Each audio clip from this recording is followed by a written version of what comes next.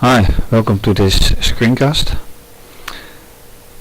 Previously I showed how to make a binary counter with 3 bits in Python, and because this Raspberry Pi is an embedded system, I took the challenge to try to get the same 3 bits counter working in C++,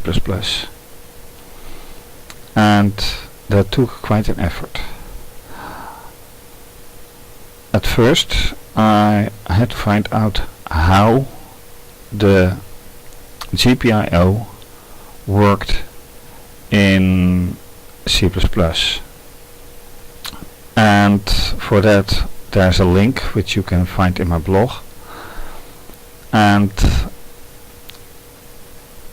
on that website it is stated that you can find directories that you make for, or that you use for using the GPIO, and it makes use of a class header file and a class CPP which you have to write. So this is the class, which obviously I didn't invent myself,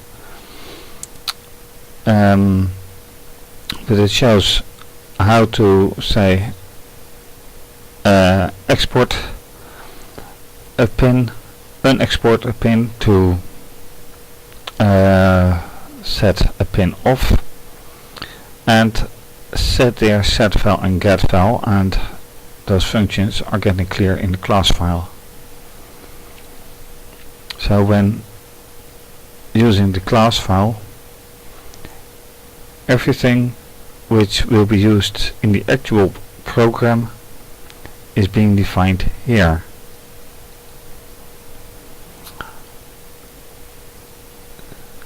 Like if you say export string, you use actually the /sys /class /GPIO /export. And if you do that, you use the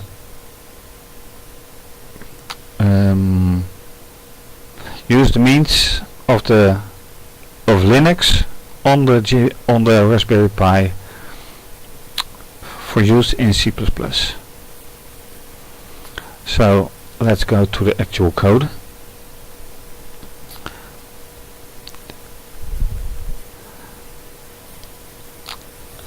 These are all the includes files which you have to use.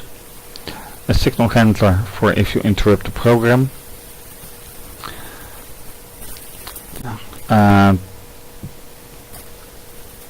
These first lines have to do with the interruption of the program by the user.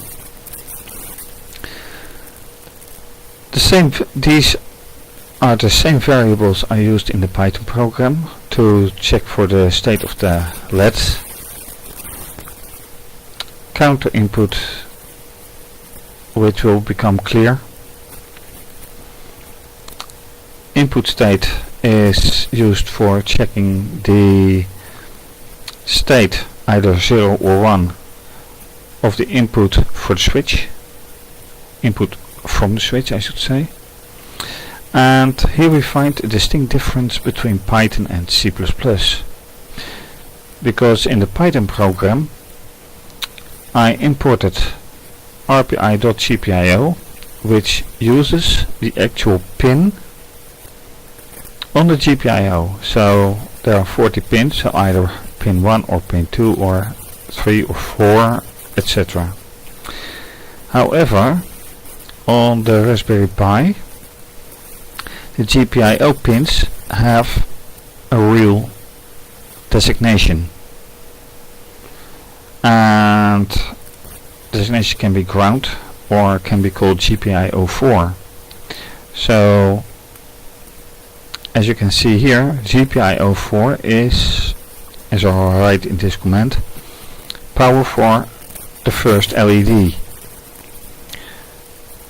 In my Python software, the power for the LED 1 is coming from pin 7, GPIO pin 7, but its designation name is GPIO 4, and so subsequently all the power pins for the LEDs are actually named for 22 and 5, and the power to the switch, which is pin 35, is actually called GPIO 19, and pin 33, which is the input from the switch to the Raspberry Pi, is actually called GPIO 13. So that is quite different. Here I export them to the GPIO. In this part of the code I designate them to be outgoing or incoming. Outgoing means you can set it to the LEDs, or in case of GPIO 19, output to the switch, and GPIO 13, input from the switch. Then here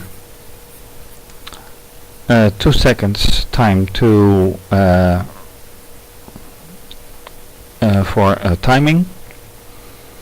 Here I read from the switch, and for the rest is actually the same kind of software. So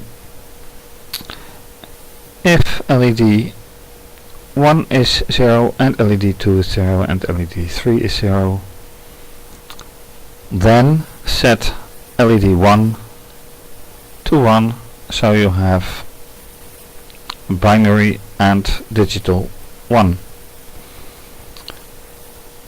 Then set LED 1 to variable LED 1 to 1. You can go on, and then you set LED 1 to 0, LED 2 to 1, and you have binary 2.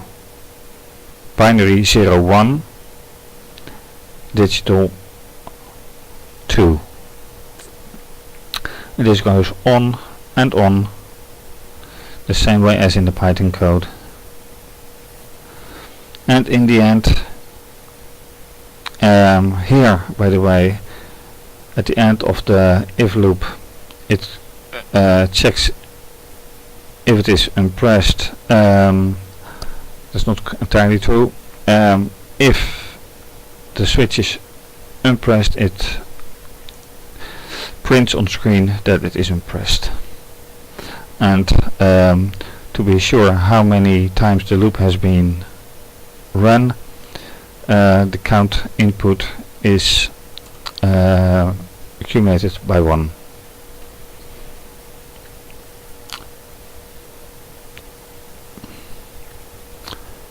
Which is happening here. And this if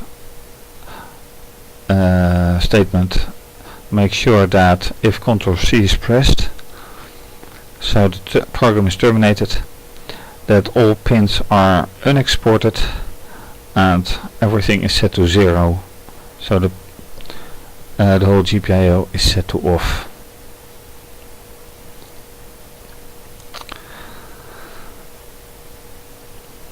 And then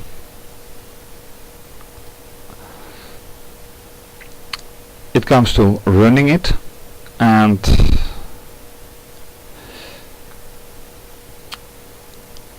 here we see how it is done in the same way as in Python, because sudo GPIO test enables that you have root access, which is needed to run the hardware. And then you can see how it runs, but since this is a screencast I can't show you. So thank you for watching.